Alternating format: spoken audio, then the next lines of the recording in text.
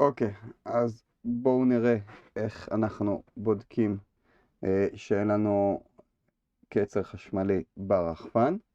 אנחנו משתמשים במולטימטר ושמים אותו על מצב של continuity, שמה שזה אומר זה שברגע ששני הצדדים נוגעים, יש לנו צפצוף שאומר לנו שהם נוגעים ומראה לנו את ההתנגדות בין שני הצדדים.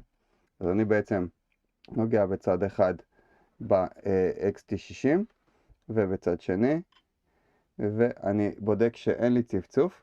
אם יש צפצופון ממש קטן לרגע וזה נעלם, זה בסדר. אבל כרגע אתם רואים שאני נוגע בשני הצדדים, ובעצם אין לי צפצוף.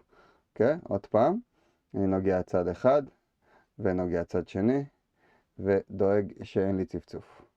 אוקיי? זה אומר לי שאין שום מגע שלא צריך להיות בין הפלוס למינוס.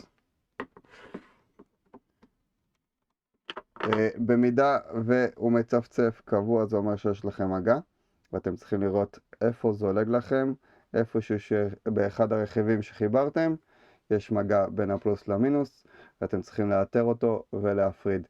אם תחברו בטריה במצב כזה, פשוט יישרף לכם איזשהו חלק ברחפן.